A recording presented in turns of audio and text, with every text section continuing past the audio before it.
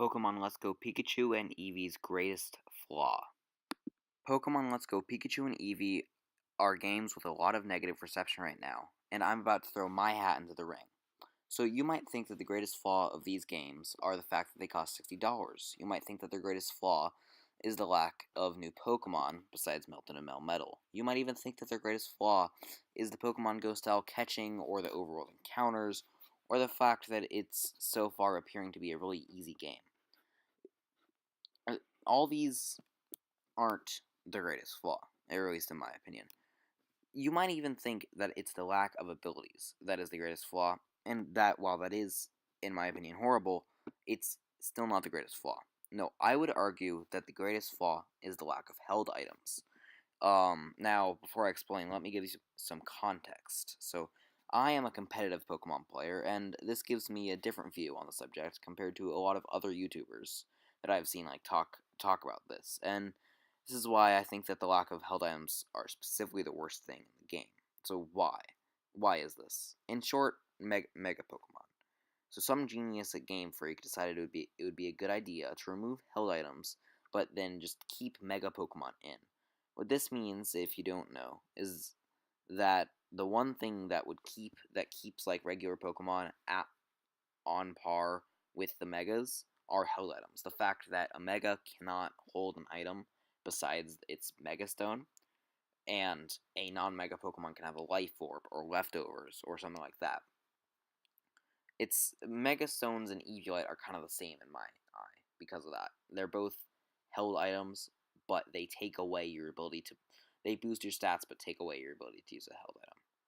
I guess it's kind of like Choice Band and Choice Specs, but I don't know. So now because those are gone, but Mega Pokemon are still here, most Mega Pokemon are now just going to be outclassing the majority of non-Mega Pokemon by so much now. It's going to be insane. Because there isn't any way to slap an item onto a Pokemon and say it hits as hard as a Mega, or like it's as strong as a Mega.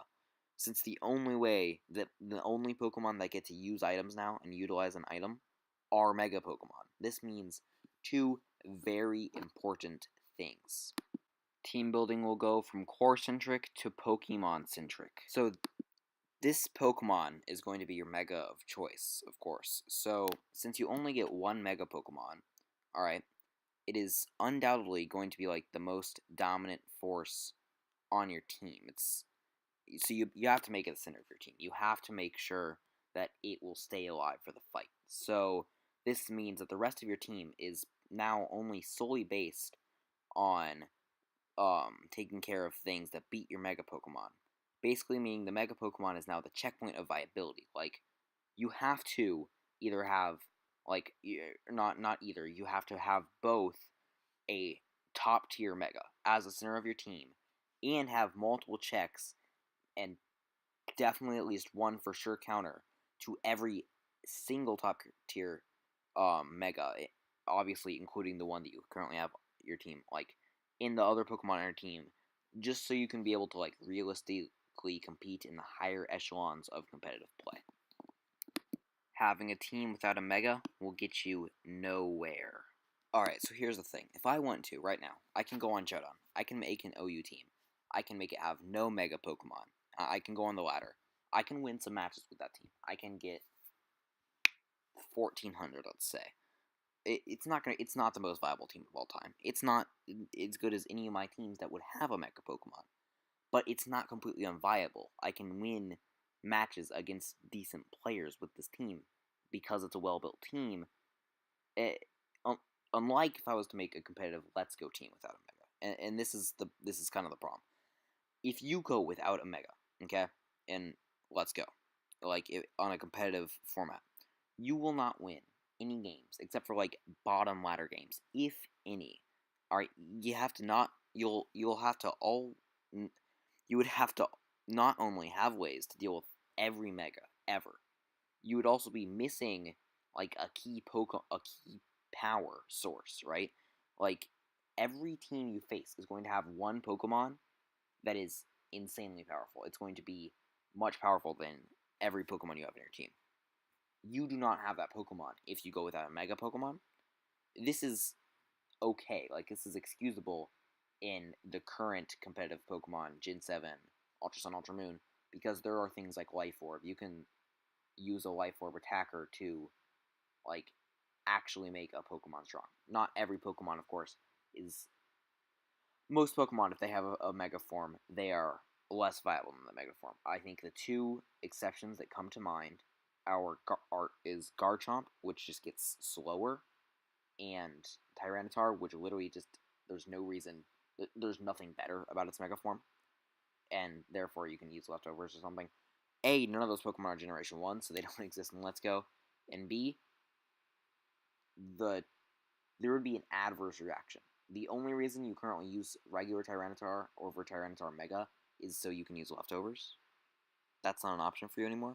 So, there's that. So yeah, food for thought.